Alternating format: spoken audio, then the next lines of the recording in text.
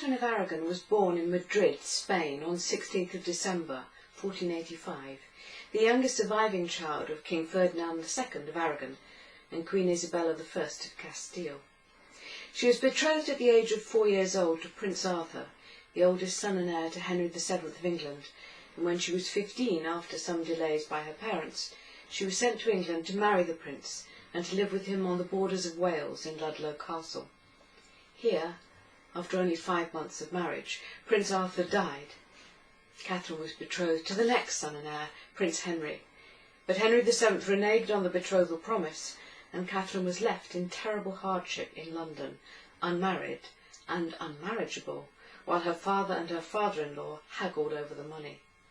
She lived almost alone, snubbed by the court, in real poverty for 7 years.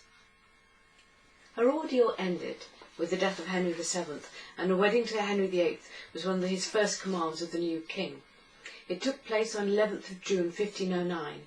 She was 23 and he was nearly 18. She served England as a remarkable queen, pregnant 6 times and giving birth to one child that survived, a girl, Princess Mary Tudor.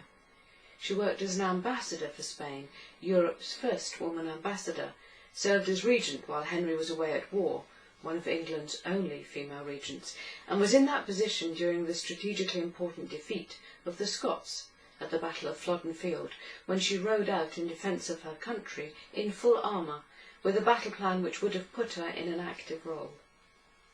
I'm going to stop her story here, for this section of her life is all that I used for the basis of my novel, The Constant Princess.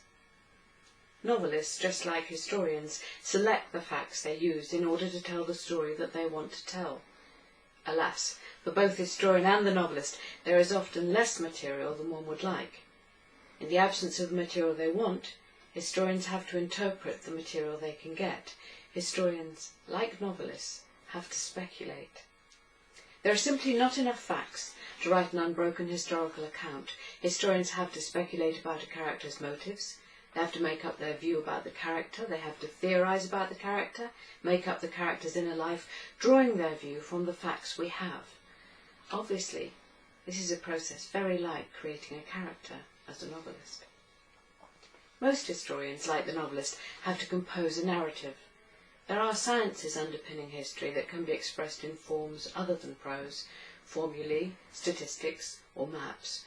But once a historian composes a narrative, he or she is working in a craft form. They select the facts for their narrative. He or she is free to focus on different interests that interest them in research and writing, or ignore aspects which other historians have thought essential to their narrative. There's no obligation to tell the whole of history, or even explain the full context. Indeed, these days, the idea of a whole history, a sort of history of English-speaking people sort of history, is mostly regarded as impossible. Historians, just like novelists, select the facts. The novelist, of course, has even more restrictions in the form. He doesn't have to simply work with the factual material and the form of factual writing. He also has to consider how to weave together the fiction and the history. The novelist has to select the facts of a story, never losing the reader, writing something that is pleasing on the page and on the ear. And a novel, unlike a history, has a choice of narrators. A history is almost always narrated by the historian, in his or her voice, without any other literary device. But a novel can be written from many points of view, and the different tone of the narrator will give the reader a totally different experience.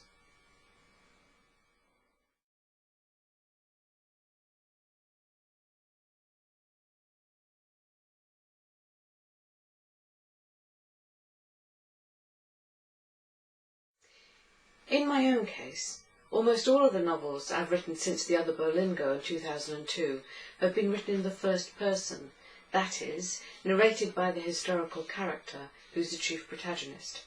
This is a very interesting and creative way of telling the story for me as a novelist. It's become my signature style, but it does pose all sorts of difficulties for me as a historian. The most obvious is this one, that writing in first person, present tense, writing as one of the characters, I cannot know everything that the historian knows, and I cannot remark when the narration goes from research into speculation. Part of the skill of writing from this point of view of a character is making sure not to know. For example, I suggested that Mary Boleyn and the other Boleyn girl was certain that her sister Anne would escape execution. The history itself suggested this. Anne made an agreement, mediated by the Archbishop of Canterbury, to accept that her marriage with Henry VIII was null and void.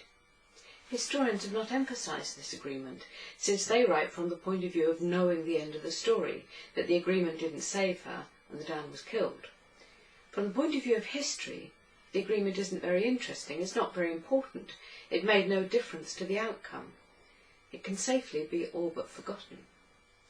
But for the novelist, writing in role as the doomed woman's sister, it's tremendously interesting. To write the scene as a novelist, I had to forget what I knew as a historian. Thank God, I said, knowing only now how deeply I had been afraid. When will she be released?